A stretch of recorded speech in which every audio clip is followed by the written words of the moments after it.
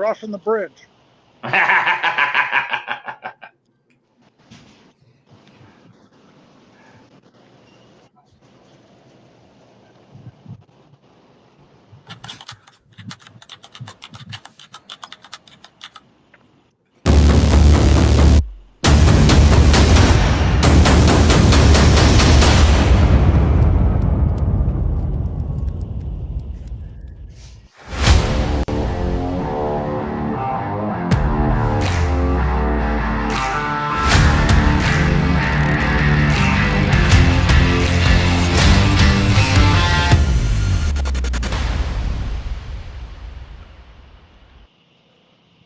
Awesome, guys. Welcome back to the Angry Nation podcast.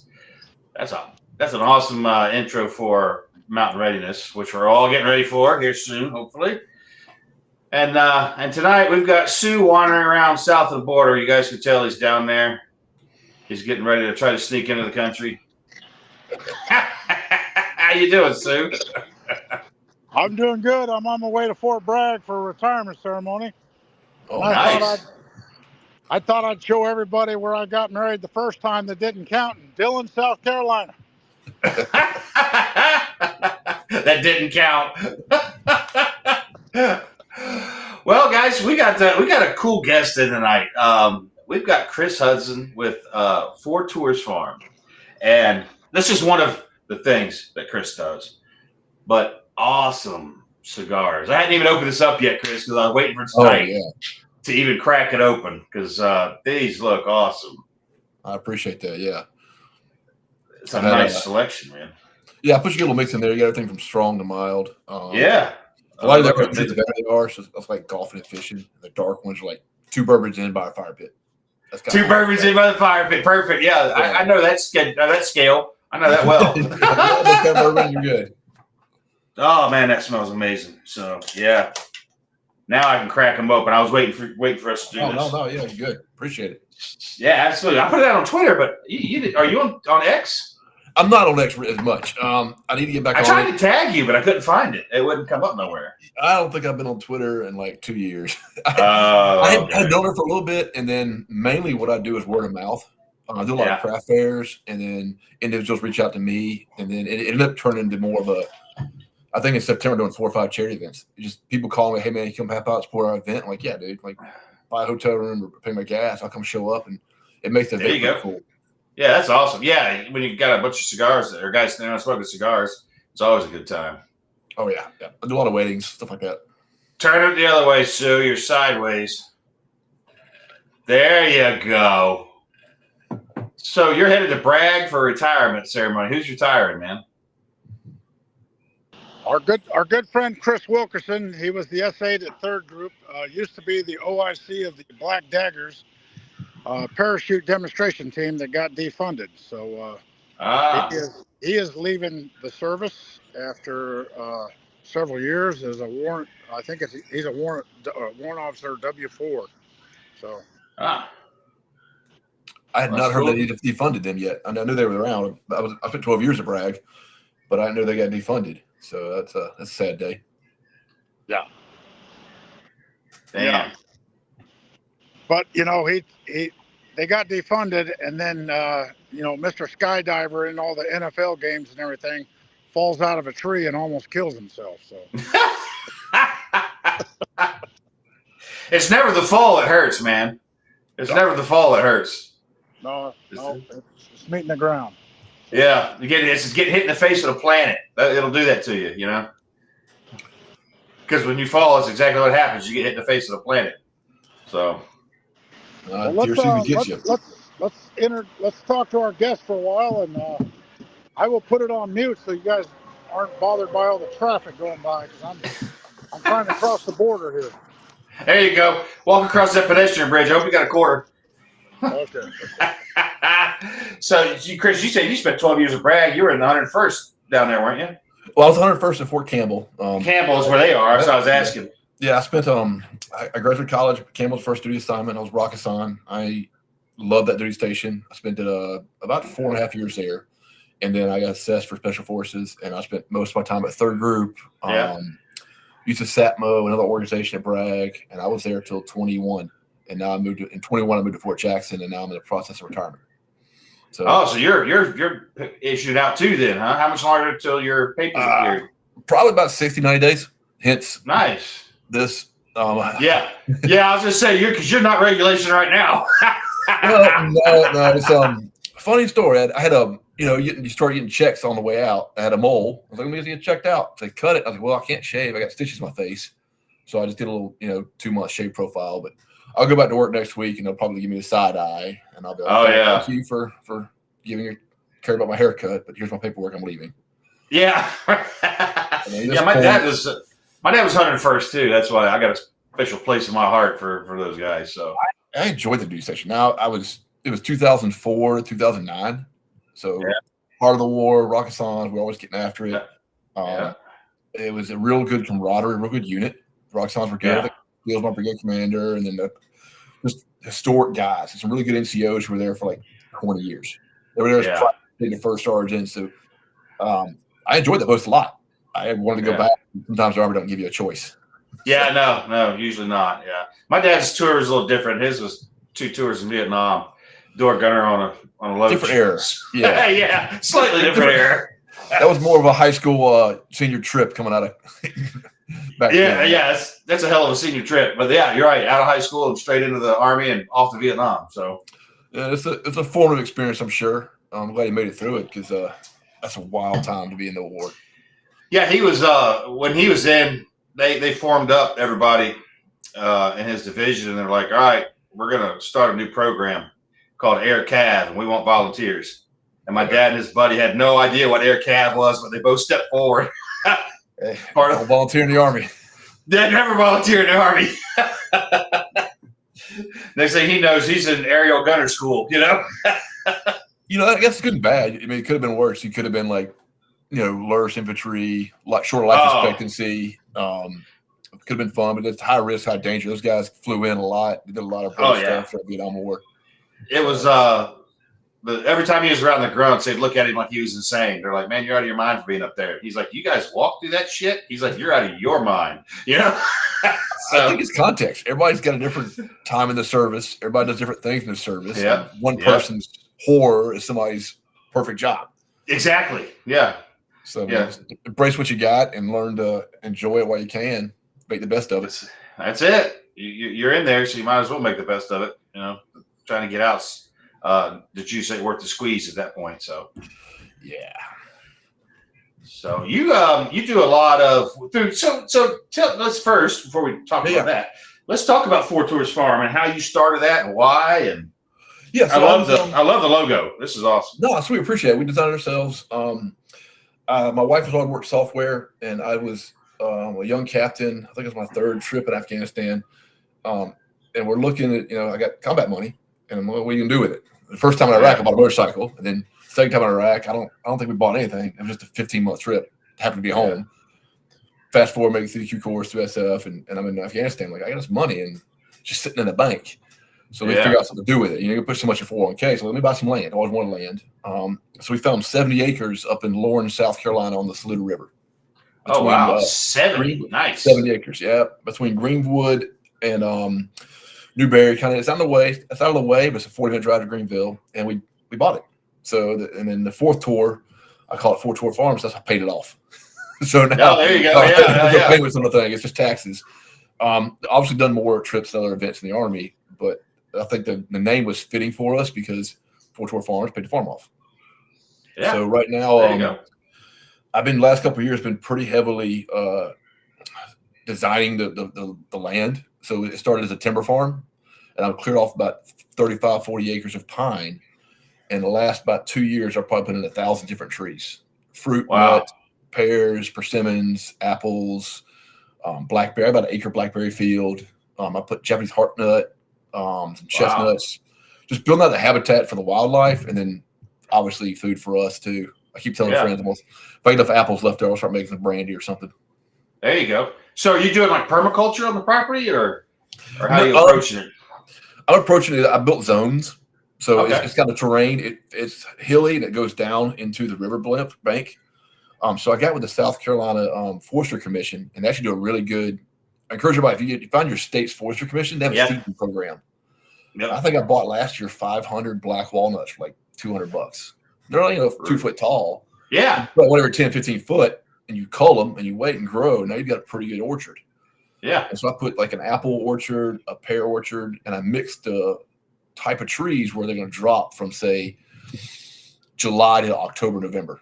So for the entire fall season, you got different trees, fruiting and dropping trees and nuts for the animals.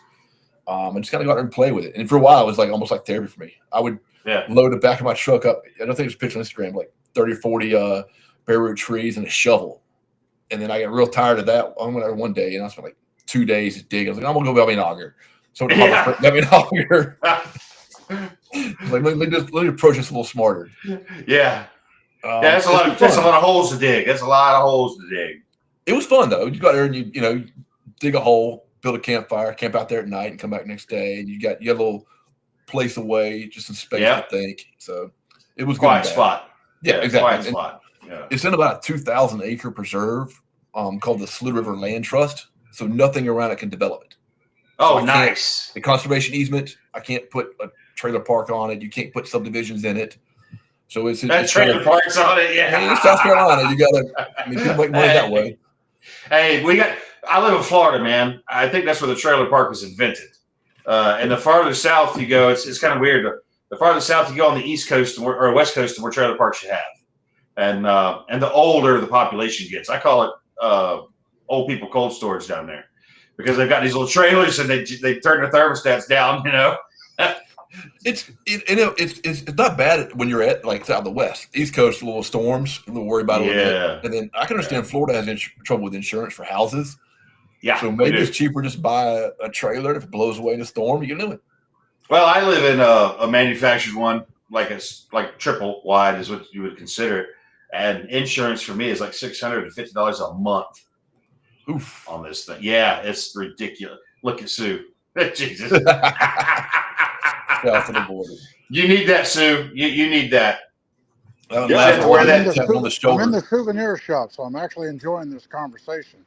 So I'm in South Carolina, enjoying hearing about this little ranchero, this hacienda, not far from me where I'm at right now. Yeah, you ain't far from it at all.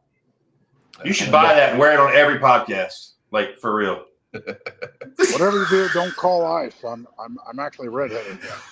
Don't call ICE. Say that. ICE is like, you look Mexican or South American, but you're wearing the hat. Just figure it out. Yeah. Oh, that's awesome, man. So there you go. That's the one. That's even better. That's the one. I like it. So that's awesome. So you got the property, and you started the farm. Do you do livestock too, or are you just doing? No, I'm not there full time yet. Right. Okay. Because I got it while in the Army, and I just take weekends off and go down there and work it, or sometimes even sneak away from work if I can work during the day. I don't know if we're gonna. So about a year ago, we moved down to Ladies Island outside Beaufort. So the farm's about 4 or 5 hours away. So at this point, I don't know if I'm gonna sell it and buy something closer to here, or lease it out. Like right now, I lease it to my neighbor for hunting season. There you go. He's a real nice guy. He comes out and I let him hunt it. He'll bush hog it when I'm not there. Make sure everything's on the up and up. He's a retired forester, so he does all my land deals. He's super nice guy. And it's nice. That's why I watch your property when we're not there.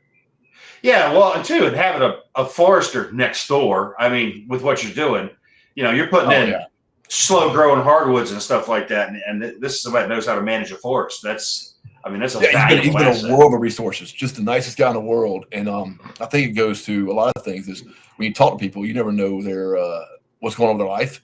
You know what they can help you, you can help them. So it's super nice, hey man, how you doing? What's going on today? Help you, and it just turned into that kind of relationship. That's cool. So he don't even I sent him a check I think last year for some diesel fuel, and other than that, he just goes out and tinkers around the land a little bit and takes care of it for me. And then on the other side, him and his son, his grandson get to hunt it. So they're harvesting some of the deer and managing the population for me. Heck yeah, that's freaking awesome, man. That's nice. 70 acres is a nice chunk too. Like you can get in the middle of that and be alone. Actually be alone. Like I'm sorry, his acreage is 110 next to me. There's 280 south of me. So everybody's got kind of big plots. Hell yeah. So you're out there and you can have a fire and not see anybody. There's no ambient light from the towns because it's 20 minutes out of town. So it's a really good night out there. Yeah, me and my wife were laying in the front yard last night watching the meteor shower through nods because they're way easier to spot that way. So Yeah, it helps a little bit. yeah, just throw a blanket on the ground, lay there, and look up, and watch the meteor shower. Well, I got a question for you guys. What about the soil conditions there? You're down in the Piedmont compared to me, up by Cherokee. So are you having difficulty raising certain things because of the soil conditions? You're pretty sandy. Correct. Yeah, it's sandy. It's a little rocky. It used to be actually a formica mine, the whole lot. So they had 4 mine formica out of it, and instead of selling it in chunks, they rolled it into a conservation easement, which gave them a tax write-off. Multi-$100,000 tax write-off. So I was able to pick up the land cheap because nobody wants to buy 70 acres really without developing it. I had to go back, and when I plant over just, it's a half normal soil, half peat moss or topsoil, I put a ton down. I've got to be pretty aggressive with my osmocote, actually, fertilize them, do fall and winter fertilization. I run a pretty good 7 dust on some of the stuff, and some stuff I've lost. I put in probably 20 almond trees, and I was just not there to water them. Yeah. I lost a couple of chestnuts, and I had some big, there's a place out of Florence, somebody had like a nursery in the backyard. I got about 15 Japanese heartnut trees. Chestnuts are pretty nuts. Yeah. They're like 15, 20 foot tall. I got them in the ground, and they burned up the next year. So really, just the summer killed them? Summer, hot, dry summer. It's windy, so I've had to stake out trees. What the plan was going to do this summer, but I got busy with work. I was going to put some casement tanks, some water tanks, and run a solar switch on it and run drip lines to some of the troops that just needed more water. I just didn't get to the summer. But I mean, you can buy those cisterns for a couple $100, put a $10 solar switch on it, and run out drip lines and just turn on a couple hours a day every 3 days. It'll fill with rainwater. And then if I wasn't going to fill it with rainwater, I just grab a trailer and fill it with a hose, or even pump it up from the river. It's just more. It's just putting a pump in, running some lines. Just how much do I want to develop it? And how big's the river and what's the flow like? Like, what's the grade there? It's the Saluda River, so it's probably 75 meters wide where my land is, and I've got 1,200 foot of frontage on it. So it's a lot of flow. Yeah, I could take a boat from the river all the way down. It feeds into Lake Greenwood. Oh, okay. So all Lake Greenwood, there's a lot of pretty good fishing lake with bass and crappie. There's a lock there, so I can't get from that lake to Murray. I have to transverse the dam to do that, but you can navigate it pretty good. Well, the reason I was asking is if you got flow there, if there's enough fall in it, you could put a ram pump in and have it just push that water up to a tank, and no electricity, nothing to worry about. Get you an ATV and drag it up and feed it that way. Yeah. It's just balance. It was balancing work, young kids, scouts, sports, soccer. It's like, okay, honey, I'm gonna take a weekend away and go work on the farm while you manage all this. And I'm gonna sit by the fire, have a cigar, and drink it at night. And she's like, oh yeah, really? Yeah. Oh, and I'm going to be here doing this. Okay. Yeah. By the way, you work your full-time job too, and when does she get the break? So it's really how the balance that is. Maintain that relationship. Yeah, that's the work of a relationship right there. And somebody's got the chat about wireless game trail cams. Yeah, those are great. Those are great. I don't really have a problem with it up there. It's down a dead end road.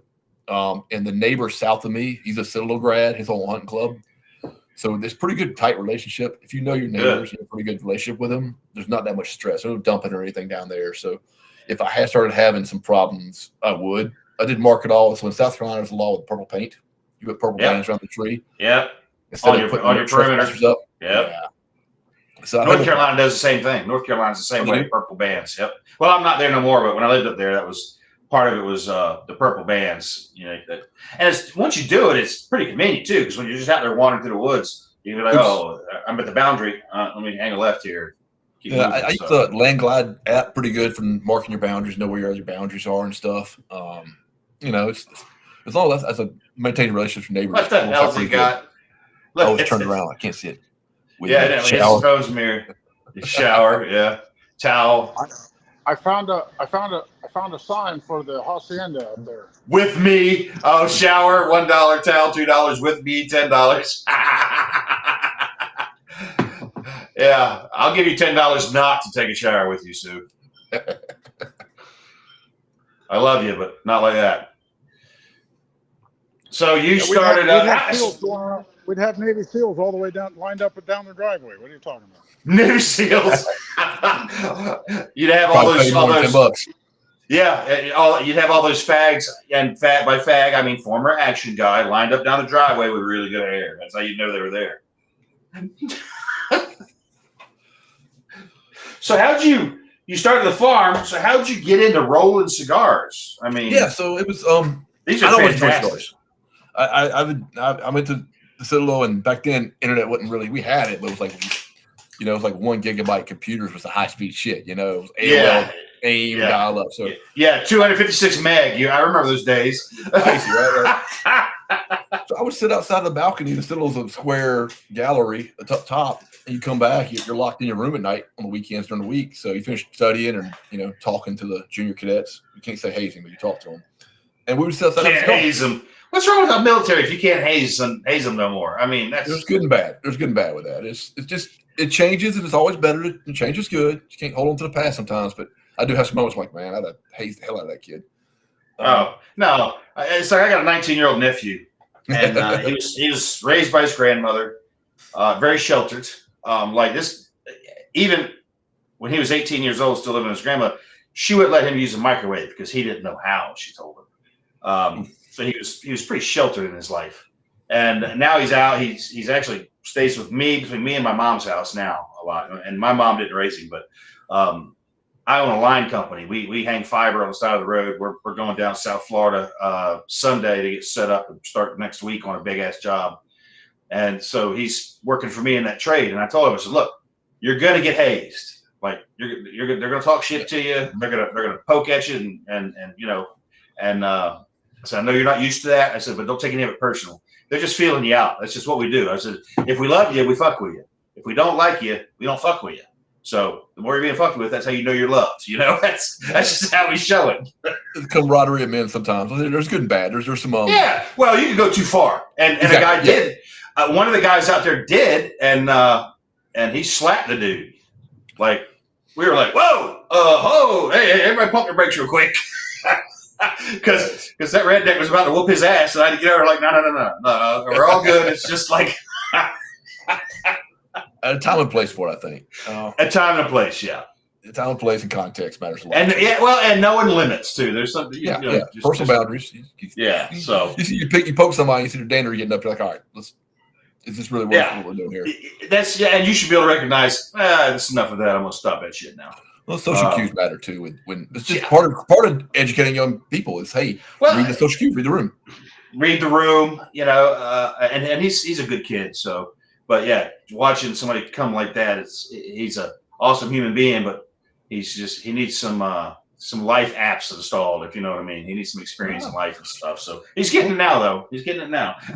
I mean, military grew up real quick. Yeah, well, Yeah, well. I tell the young guys now, dude, before you even go to college, do 4 or 6 years, get you some life skills, get you some travel in the world. Look at that. Yeah. That pineapple. You travel the world a little bit. Oh no, of course Sue has a pineapple. Turn it upside down, Sue. That'll be more your style. I don't think we'll do that in South Carolina. Don't take that to the villages and do that shit though. Be a different story. Yeah, I was just down in South Florida. What was it, this last couple days, and I learned all about the whole pineapple sign and the upside down pineapple, and of course down at the villages there's a whole website on what the different colored loofahs mean. Yes, and they do hang them from their golf carts. Yes, they do. I can speak to that. It's there. It's real. Wow. So that's not an urban legend. That's true. Mm-mm. Nah. Yeah, I'll just drive away.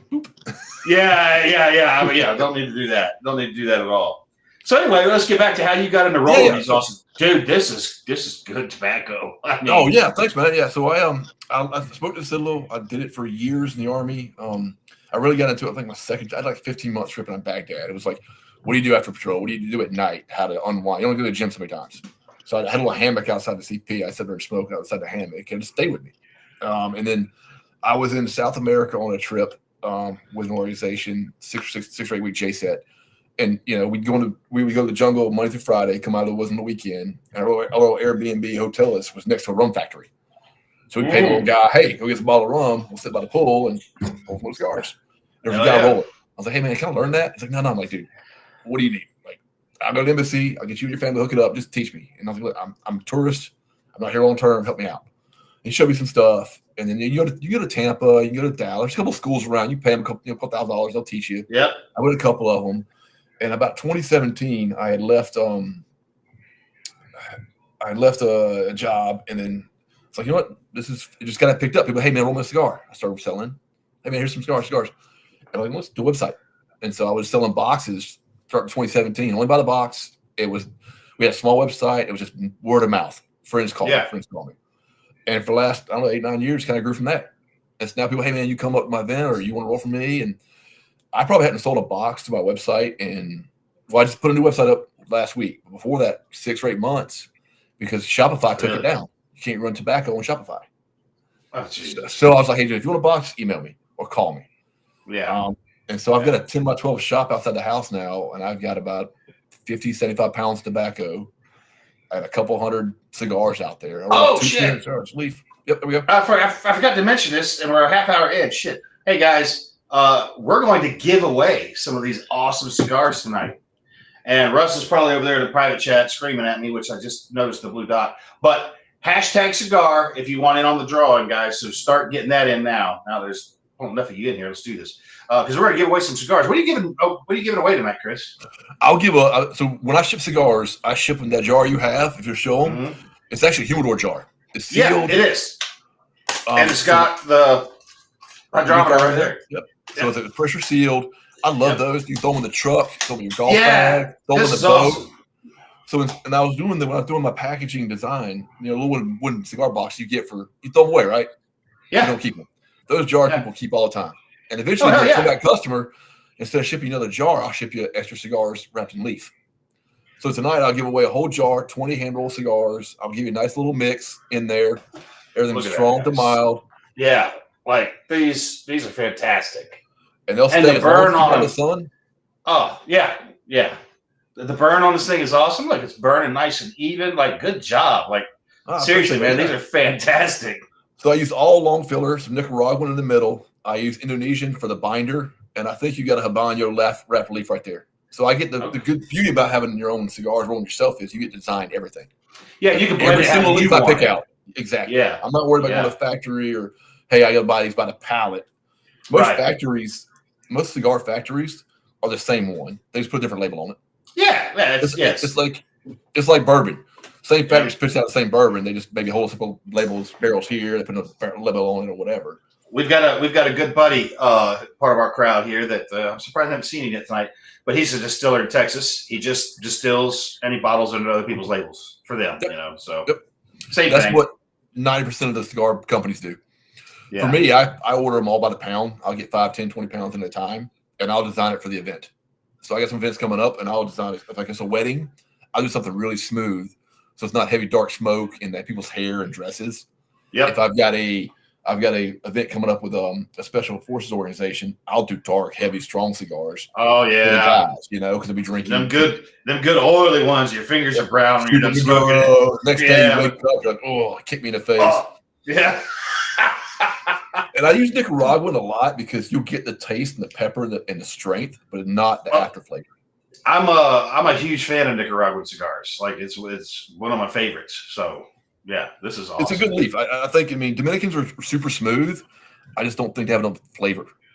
And I know when people come to my events, I just kept saying, look, if you want something strong and smooth, I'll get you a nice smooth shade Nicaraguan. Yeah. If you want something strong, I've got one on my website. It's nothing but Hero leaf. The binder, the wrapper, the filler. And it's about an hour and a half burn because it's a bigger, longer cigar. And that's your fire pit cigar. That's an event right there. That cigar by itself is an event. I had a t-shirt one time saying, some people do yoga, some people smoke cigars. Whatever gets your zen there, whatever find your inner peace. Some people drink, some people do this. For me, it's have a good cigar. Absolutely. So you keep talking about events. So you're doing what? Charity events? You're doing so coming up in September. I'm doing 4 charity events. At no charge to the charity organizations. I support them all very, very heavily. That all touch my heart. So I show up. I'll set my table up. I'll roll on site and pass out for the guests for free. In Oh, really? Tennessee, So you sit down and just roll right there. Yep, and pass it out. That would be. Oh, we got to get you to Fallout, man. Or I mean, to Mount Readiness. So I'm in that week, 2 weeks in Gatlinburg. I actually signed up for a Gatlinburg Craft Festival, like all the handcrafted crafts. I'm gonna spend 2 weeks and roll on site. And I thought, no, I'm Russ. I'll drive by on the way back. I'll swing by on Sunday or Monday. And say, that'd be awesome. Yeah, that'd be awesome. Come by and shake your hand, meet you in person. Yeah. But yeah, September I got Special Operations Warrior Foundation is doing a Gold Star thing in September in Tennessee. I'm gonna show up and roll for them. I've got a golf tournament for Our Lady of Mercy community. It's a food pantry shelter down in Johns Island, South Carolina. They do a lot of good work for the community. That's September 12th. September 19th, the therapy place. I'm doing the Therapalooza in Columbia. My son's handicapped. I got left Special Forces and went to active duty reserves, so I have more time with him. And they do an amazing job. I mean, the therapy place, I can't say enough about them. So when they call and say, hey, you want to come to our event, they're doing a circus-themed event at the state fairgrounds. Open bar, music, charity raffles. Usually every year I donate an event for auction. People can bid, and I'll show up to their house. Like 2 years ago, I did the Carolina Clemson game in somebody's backyard. Like his wife won the event. He had all his buddies over, and I roll up, and I just roll up, hey, I'm Chris. And he's like, who are you? I'm like, I'm here to see your wife. Shit. She called me for you, man. She called me for you, man. Yeah. So it's like, what are you talking about? Like, so I pulled my table, I got a big bottle out, and I rolled cigars for him and his friends. Nice. And they won that event through the charity raffle at Therapalooza. So this year I'm actually going to show. That's cool as shit. To show up somebody's backyard, set up a table, and start hand rolling cigars, watching a football game. I mean, sometimes that's awesome. Let's say you find something you like and you enjoy, you don't have to work. It's not really work at that point. You talk about cigars, you meet new people, they have a relationship you kind of form. I got to get you out to meet my buddy Matt Everett. He goes by Brush Beater online. He's a former scout, and he's an instructor now and gives classes in weapons, SUT kind of stuff, and comms. Real big into comms, and that's one of the things we do a lot of. But we got at his place, we call it G Camp because we run classes out of there with Op4, the whole thing. But I would love to get you over there one time at one of his big events, one of his big classes when he's got like 20 students out there to be rolling, because he loves cigars. Matt loves cigars. I'm going to send him some of these actually. And that would be so cool. Be at G Camp rolling cigars would be the shit, because there's plenty of whiskey. Like he's got a room there that's got a bar in it, and there is more whiskey in that room. Like he'll never drink it all. There's no way, because everybody that comes out brings him a bottle, So he's got. I mean, it looks like a liquor store. There's a fifth year guy who's on the. So I do another thing in September coming up. I won't make it this year. It's called Brothers Keepers Veterans Foundation. I got him. Chris Cather started it. He's actually got cancer. They do alternative therapies for veterans who can't get to the VA. So if you have a problem and the VA is fucking with you, they'll fund your treatment. They'll take care of you. On the backside, you put in the work, they'll take care of you. They'll take a fishing trip, hunt trip, or whatever. I do that charity gala too. Nice. But I did an event up there. I roll ahead. They've got a shooting thing on like June every year. They do. They take people out. You put in tickets. They'll take you out with all the SF guys and shoot machine guns, like mini guns. Oh yeah, it's a wonderful time. Oh shit! If you November 6th, 7th, and 8th, I think it is. In near Spartanburg, there's a big range up there. I forget the name of the place. It's an awesome spot. But Recoil Magazine is doing CanCon. Is that at the Sawmill? I can't remember the name of the spot. I got to look it up. Russ, you know the name of it, dude, don't you? It's not a sawmill. It's not a sawmill. No. The Sawmill is like 5 miles from my land. Oh, hey Sue, you got That's awesome. Yeah, awesome. Yeah, for you guys listening, Sawmill is probably one of the most premier shooting ranges on the East Coast. So, 1,000-yard ranges, shoot houses, everything. Yeah. Hey, Chris, that will be at the Clinton House. That's it. Clinton House in Clinton, South Carolina. I know what that is. Well, it's like I said, Recoil's doing a CanCon. It's a full auto suppressor fest. You pay, you get in, they supply the ammo, the whole fucking thing, and you can shoot the cigars off the can. Just light them with the can. Exactly. Hey, Sue, you got a guy here. SC Outdoor Survival says, Sue, I met on ODA 9111.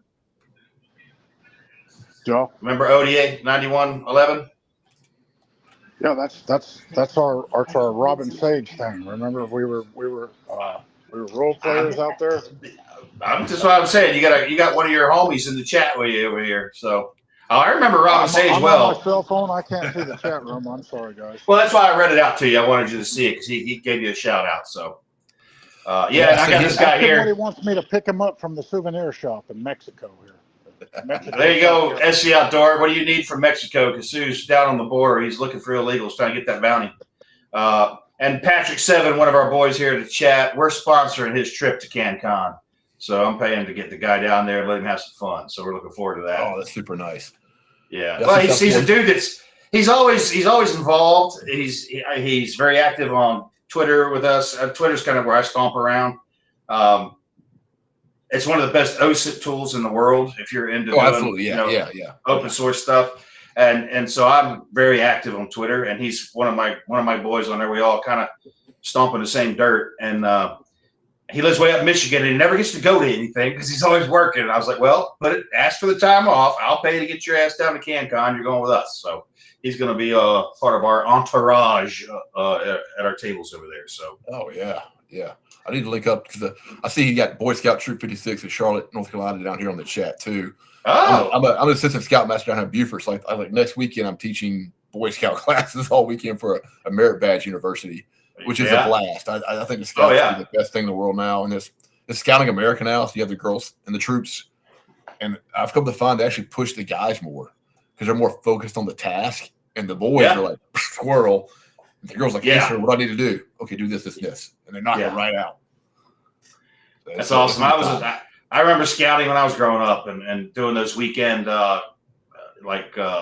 cram sessions where you're out trying to do 5 or 6 badges in a weekend, or something like that. Yep, that's what it is. It's gonna be like 3 or 4 in one day. I'm teaching like a disabilities class, and it's gonna be fun. That's awesome, man. It's cool, because you're doing a lot. You're doing a lot of charity stuff. Even the scout. It's not really charity, but you're getting back to your communities. I got 2 boys in it, and I think it's good to have the male raw figures. And the good thing is I'm in Beaufort, so all the dads are Marines. I'm just the one weird Army guy. It's like, oh, you're Army? I'm like, yeah, I'm Army. It's okay. Here's your crayon. We'll talk about it later. Okay, I'm normal.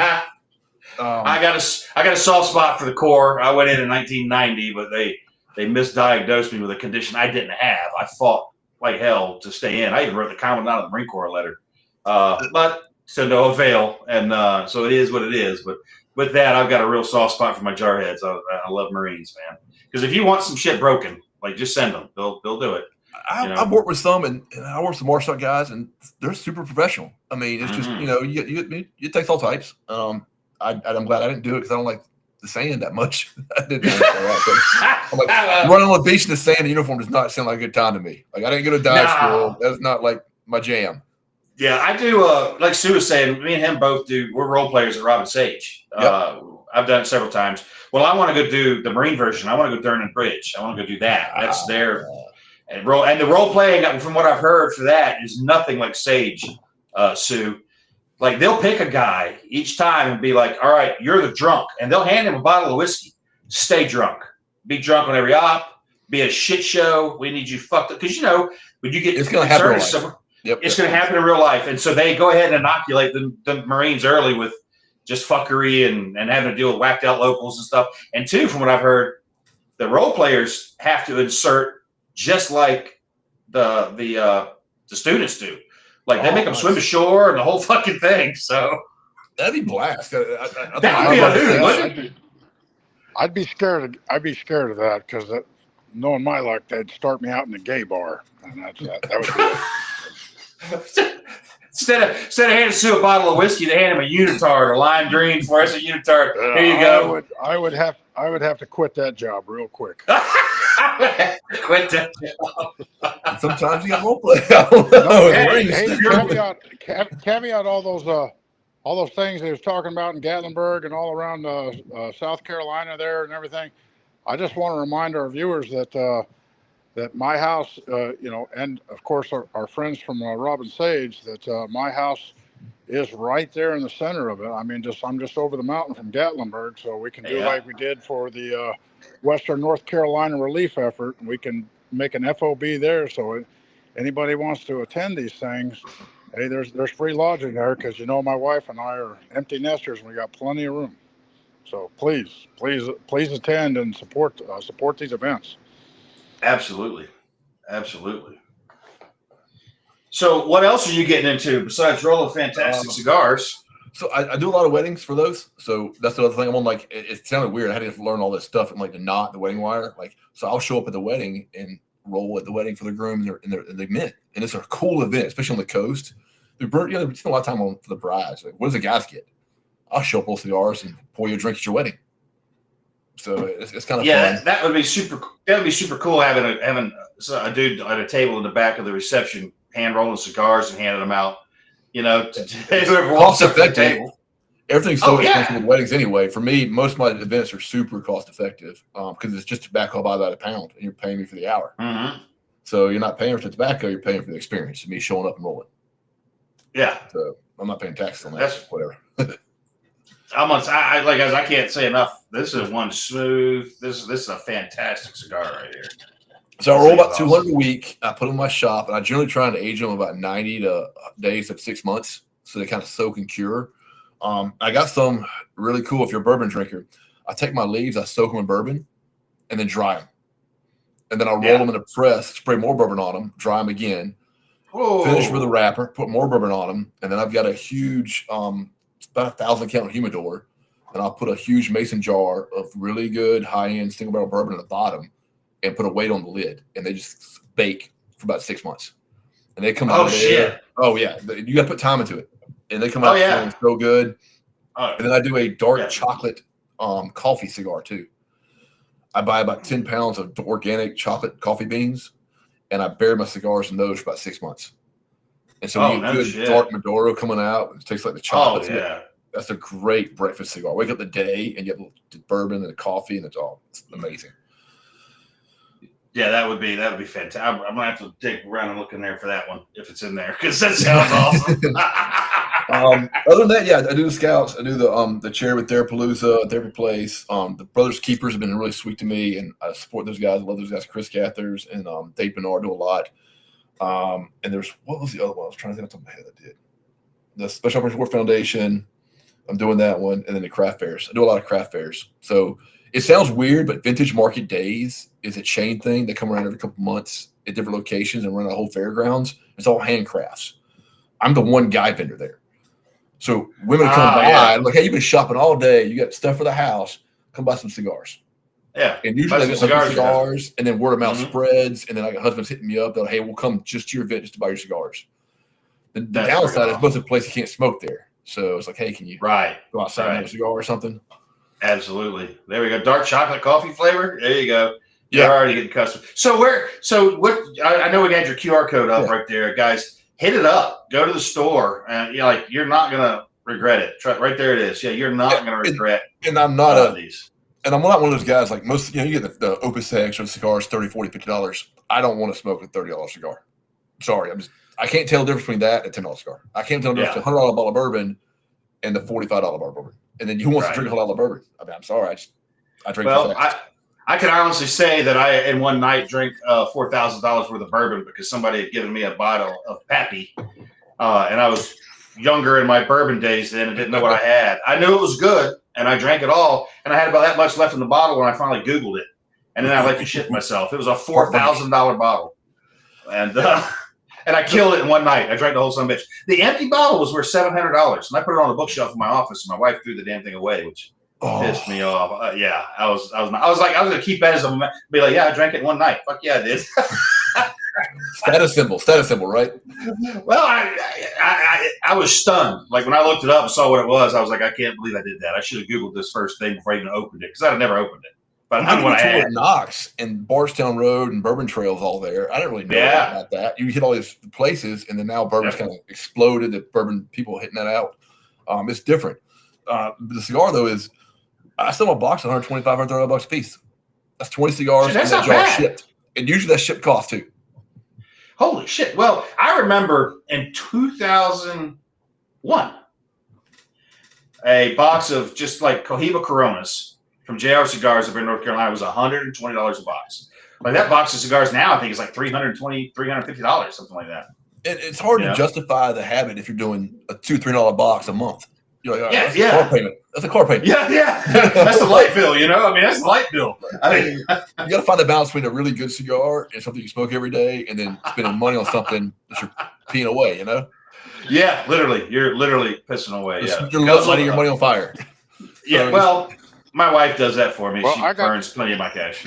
I got an idea for cigars, but I want royalties off my idea, right? Because I'll be the first to admit I cannot do cigars. I get heartburn. They're too rough for me. Only you manly men can do them. So You're I want weak, to Sue, I'm just saying. Yeah, I want to soak the tobacco leaves in tuna fish, and let's call the cigar the Monica Lewinsky. And God. Soak it in sardine water. What I've been doing is I bought a shredder, and all my scrap, I'll shred that, and people use it for pipe tobacco. Oh, yeah. So I don't waste it. Or I see people I'll go to events, I'll put a handful of leaves in the ashtray and light it. That way all the smoke starts filling the incense. Yeah, just incense, They put sage up, you can do stuff with it. Yeah. And here in the South, I'm in Beaufort, so there's no CMs in the mosquitoes. You light a cigar, you ain't got to smoke it, just keep some away. Light it. Just light it, put beside you. As I was say, you like that like a smudge pot on your table, and like you said, it's still the event. Guys will walk around going, I feel like a cigar. And they don't even know why. Then holy shit, there's a cigar guy. Like it gets the mood going. Yeah. Oh my God, gross. Sue, nobody likes your idea, buddy. I'm just letting you know. Like nobody. So you can have all the royalties off of that, the sales you're not going to make with your sardine water fucking cigar idea.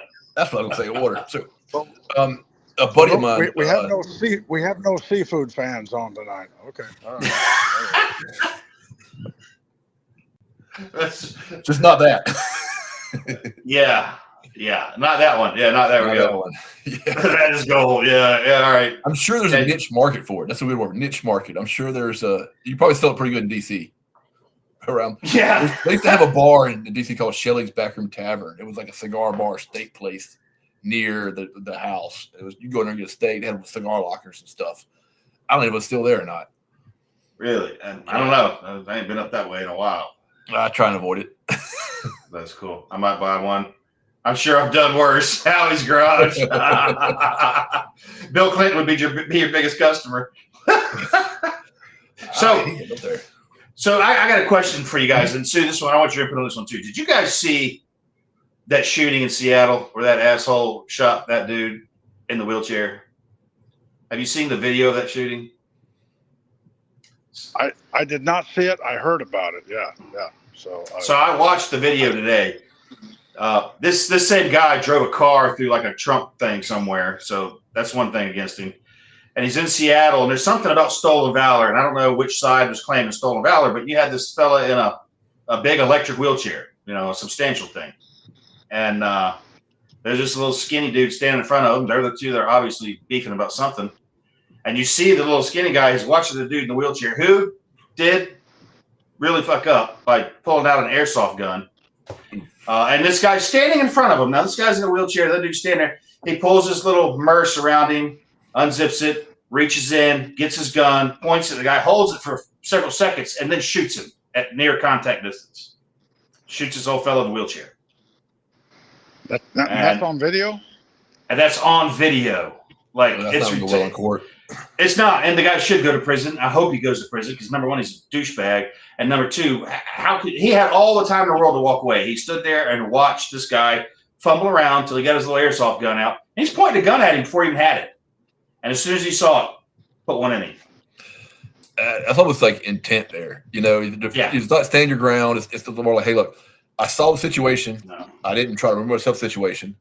He's in a wheelchair, walk around behind him. And like, don't scoot it around, So here we go. So the guy that did the shooting accused the man in the wheelchair of stolen valor, ripped a patch off his shirt. So he instigated it. So he does not have any ground to stand on. He can't even claim self-defense at this point. So good. I hope that bastard goes to prison and rots. I think it depends on the prosecutor and the judge, but yeah, he's probably going to do some time. He's in Seattle. So, and you've got that communist in New York is trying to become mayor, who says that he doesn't even understand the reason for why we need prisons in this country. I don't think that guy's based in the real world. I saw some stuff about how he did his rent control apartment, yet he wants everything else going on. It's like the biggest thing about life is don't be a hypocrite. That's the big thing. I was there. I'm like, don't be a hypocrite. Like you can have your opinions, but don't be a hypocrite about them. You can do things in life, but I'm never hitting somebody else for something I'm gonna do. And I'm not going to force my ideas on somebody else. That's the beauty of America. It's a free country. You don't like my thing, walk away. That's the idea of individual liberty.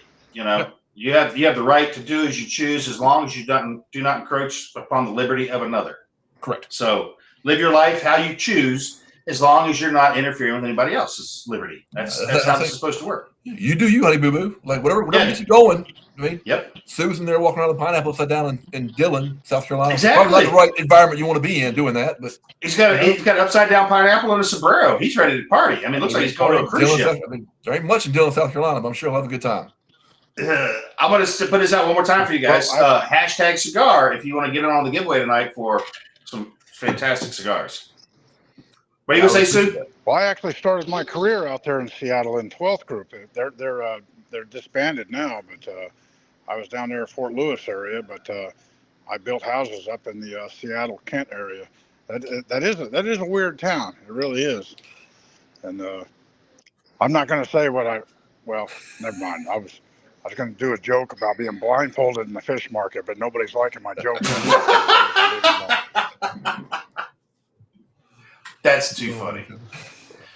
So how much longer you got on the road, Sue? I'll just exit stage left on that. Yeah. How much longer you got on the road tonight, man? Are you still driving, or are you going to be posting up somewhere? I'm just trying to get to in the Fort Bragg area tonight. I'm going to attend a retirement ceremony. I got to visit a friend. Well, we probably all know him from the Special Forces Charitable Trust. The guy who was the plank holder, Beaver McCann. We call him Beaver, and we'll just leave that joke alone. But anyway, Ronnie McCann, retired Sergeant Major from SWCC, who started the Special Forces Charitable Trust, had a stroke in Wilmington. So he's been moved from Wilmington to Fayetteville, so I want to go visit him before I head back to the mountains. He's a great guy, super, super good guy, has helped a lot of our brethren, get back on their feet. And when we had this hurricane up here, and Hurricane Helene and everything, he was in the shadows just pushing things, backwards and forwards. But Special Forces Charitable Trust has helped out the regiment, both active duty and retired for years. Oh yeah, absolutely. I've known him for years. Just sad news about that. Yeah. I was doing some coordination with him during that hurricane too. I was working with those guys on a logistics side, just, connecting people to things. So I tell you what, let's go ahead and run the giveaway. We're going to do that. And then I want to close out with Chris on a couple of things, but I want to make sure we do this. We've got enough time for everybody to participate. Okay. So Russ, let's roll it. We got, will do. Give me a second here. We got roughly 20 entries or so. Hold on. That's it? I got to change screens. Wow. Yeah. I mean, obviously the people don't smoke. I guess not. People that smoke, because I'm looking forward to these cigars. These are fantastic. Let me pop this up on the screen. I'm serious. here. This is good. No, I appreciate it, man. Yeah. Give me a second here. Teresa's computer was buffering; it kept bouncing in and out. But there we go. All right, y'all. So, Teresa, whenever you are ready, roll that wheel there. Roll that beautiful bean footage.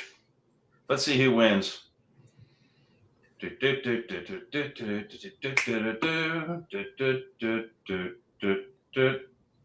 Oh, Howie was so Patrick 7. No shit, that's awesome, man.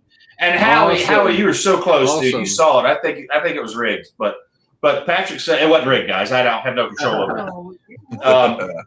That's awesome, Patrick. Won the cigars. That makes me happy. Well, no good luck, shit, Patrick. They're your cigars, bro. You want them, man. That's awesome. Just drop a note whether you like a medium or strong, or you want a good mix, and I'll put it together for you and get it out to you in the morning. Cool. So where can people find you? Where do you want people to look? What do you want them to know before we get out of here tonight? At 424 Farm. I'm on Facebook, Instagram. I just put a new website up last week. You can actually order through the website. I had to go through the Shopify WooCommerce crap. You can hit me up on my socials. You can come to my phone. I usually ship out on Saturdays mornings. So I work during the week. At night, I'm doing cigars. Saturday morning, I'll make a post office run, push stuff out. If you want to tag me for an event, go to the website, 424farm.com. We can talk about events. I'm not that expensive, especially East Coast if I can drive. Usually if I'm required to drive 6-8 hours, if you pay for the room, I'll stay. So it makes it real cost effective. I did a wedding in New Orleans a couple of years ago for a National Guard guy. Super great guy. They flew me out there, gave me a rental car in a hotel room, and I did his wedding. And I got a free night in New Orleans. Nice. It was super cool. Hit me up. And I do a lot of, I'm doing a wasteful water trip. I'm thinking about bio at Madagascar. It's a clean water course, all veterans. And we go overseas and put in water filtration systems in remote villages for free. That's awesome. But yeah, for the cigars, 424 Farm. I guess I get getting back on Twitter. I've been off for a while. I kind of lurk on Twitter, see things. I don't really comment a lot. You've been in the Army 20 for 25 years. You see the ebb and flow of politics. I'm like, I gotta stay out of it. I stay out of it. So I'm like, I'll watch and smile. And then when I retire, I can make some overt conversations. I'm very overt in my conversations about politics. I don't pull no punches. I don't censor myself ever. It's like I look at free speech the same way I look at the Second Amendment, and people are always like, I think it's time to start burying our guns. And I'm like, when you start thinking like that, it's time to be digging guns up, not burying them. So it's definitely speech is the same way. So yeah, well, I look at speech the same way. If we start censoring ourselves, that means they've won. They've achieved their goal. So I don't censor myself. I'll say exactly what I'm thinking. Patrick, sometimes lurking is the best way on Twitter. Yeah, I just got put in timeout. I got locked out of my account for saying something. That wasn't even wrong. My tweet was, let him punch you in the head. We'll see how you feel. And it was to the governor of whatever state Michael Brown was killed by police in, because they were honoring him, and I was like, let the guy punch you in the head and see if your position changes. That was all I said. Yeah, it's Twitter flagged a bot, and somebody carried it. It's that's why I stay out of it. But it's what it is with the world right now. It's definitely different. It's definitely fucking different. It's just navigating things. It's running the cigar companies different too. A lot of people are shifting away from smoking, and they do the vape pens and stuff, or they don't. It's not healthy. I mean, cigars have less nicotine than a cigarette. Yeah, because all it is tobacco. The only thing I put on that thing is tobacco, and I might season it with some bourbon. Yeah, or coffee, or chocolate. Yeah, all the good shit in life. Yeah, all the good shit. Maybe we'll try to put some else in it. We'll see. Sue, are you summoning your ginger powers? Because you're red, bro. Oh, it's the lights. He's had red light. I know. I just it's the light. I got kicked out of the gift shop, so when I get arrested for vagrancy in Dillon, we're not marrying a girl. Vagrancy. Come bail me. I don't think we'll spend the night in the Dillon County Jail, Dillon City Police Jail. No, I figure south of the border probably has one on site somewhere. like Boys Town, in Mexico, Tijuana down there. So this is like the Vegas of I-95. Everybody knows that. I think the Buc-ee's is taking over now. I think that dude, it's hard to drive past the Buc-ee's and not pull in. It's ridiculous. It's ridiculous. Yeah. The first time I ever went to saw Buc-ee's, they were only in Texas at the time, and we had a buddy in from South Africa, and there was 4 of us, and we're like, we're going to take Dion to Buc-ee's. My buddy Alan Kay was there, my buddy Todd, we had Dion, me, and as we get off the interstate, he's looking at it, he's like, what the hell is that? We're like, that's Buc-ee's. He's like, yeah, what is it? We're like, it's a gas station. He's like, no fucking way, that's a gas station, And we pull in, and he's looking at all the 100 pumps or whatever the hell's out there. He's like, oh my God. He's like, this is ridiculous. I'm like, wait till you go inside, bro. It's a brisket, bro. And, oh yeah, we did. We made him get brisket and the chips and some fudge. And he's like, only in America. He's like, only in America will you find some shit like this, We're like, yeah, we know how to do it right, man. Well, it's like I think in the 90s they took Gorbachev to like a damn supermarket and blew his mind. Just a grocery store. Yeah, well, boom. Yeah, I watch videos sometimes. I like to watch foreigners' reactions to typical American shit like barbecue. And I watched one recently of a North Korean person walking into a grocery store in the United States for the first time. Probably started crying. She asked, "Is this all real? Is all of this for sale?" They're like, "Yeah, you can buy anything in here." And she's like, "Anything?" They're like, "Anything." And it was just crazy watching her reaction to that, and watching, Europeans come over and seeing how we live and taking them to the gun range in some of these videos, or they put them in big trucks and drive them through the mud and shit. And that just blows their minds because that kind of thing is never even, it was never even a thought in their head to do something like that, And I think that's what most Americans don't realize because they travel overseas, how good we have it. I couldn't believe that a PFC was driving a Mustang. They just couldn't believe Sue, it. did you know Andy Bell from 75th Ranger? He was first sergeant there. Did you ever know him?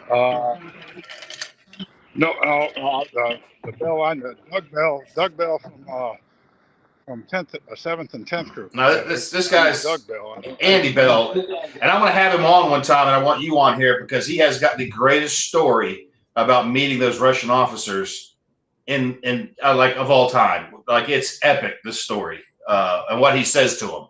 Like he got counseled afterwards. If you're not getting counseled, you're not trying. So for what he said to these Russians, which was just fucking hilarious. I'm gonna reach out to Andy, get him on the show. Well, Chris, man, thanks for being here. You got any party words that you want to leave with everybody? And no, guys, I appreciate you having me on. I'm giving a platform to talk about some of the charitable stuff I do. It's super nice to reach out, and I think the community's good. Excited to I'll come by and see you in October on the way out of town. And man, thanks for having me along. Thanks for giving the plug. I really appreciate it. Absolutely, guys. Look up Four Tour Farms. Let's get that QR code up one more time, Russ. What about you, Sue? What words of pearls of wisdom do you have to drop on him tonight? Because Sue, he's one of those intellectuals. In the infamous words of Gandalf, all who wander are not lost. I'm not lost. I know where I'm at, and I'm sorry I'm late, and I didn't get to a Wi-Fi station to be part of this, but I hope I didn't interrupt too much. I made for fun conversation. I thought it was great. I thought you guys did a great job. So I'm sorry I didn't participate. That's fucking hilarious. I'm just laughing at one of the comments over here, old Burke Spring, talking about my beard, which is funny because I spent a lot of money trademarking that, so I'm just telling you I did. There's Ma. Ma's in the house. I didn't even see you, Ma. Glad you're there. All right. And here we go. Like there's a good shout out right there from your winner tonight. No, that's awesome. P7. Glad to learn about you. That's awesome. I want to say thank you to everybody for being on the show tonight, guys. Next week, who the hell's on next week, Russ? I'm so busy right now. We have Rosin and Emery back on next week. Our Emery is my good friend. Yeah, Rosin. Emery is Sue's official keeper. The judge said that Sue needed constant adult supervision. And why they tasked Emery with that, I don't know, because there's no adulting happening between the two of them ever. So, but that'll be a good show. Roz is an amazing pistol shooter, great instructor, and I'm looking forward to talking to him again. Yeah, he just got back from internationals. We'll see how he scored up. It'll only be a good show. Yeah. Well, again, y'all. He has just a shout out for Rawson. He has a class coming up with 5 slots in. We'll post this, but there's 5 slots not this weekend, but the next weekend in Knoxville, Tennessee, with Rawson. So if you want to learn the best shooting techniques for a pistol in the world, and your instructor talks like Borat, you're in for a good time. He does not wear the unithong though. He doesn't wear it. On the range, he doesn't wear it. So hot brass. Hot yacht brass, baby. I think that's a good way to go out on hot brass. You guys know the drill. Next week is Tuesday. Will be Patreon. Maybe Mel's going to be going to New Orleans. I will be down in Punta Gorda, Port Charlotte area, getting the crew set up to go start hanging wire because we got a big job to start. And so we'll have to play that by ear. But maybe I'll just do it, even if it's on the road. If I'm driving home or something, we'll do it. But Mel's going to be, I think, in New Orleans with her sister. So, but then we have like Oz behind the curtain. Russ said we have Emery and Rosin next week, which would be always a good time. So appreciate you guys being here. Chris, thanks for being on the show with us, man. We really appreciate it. And you guys know the drill. Be good at it. If you can't be good at it, at least be deadly. You know, gotta be deadly. I hate to say that, but we do.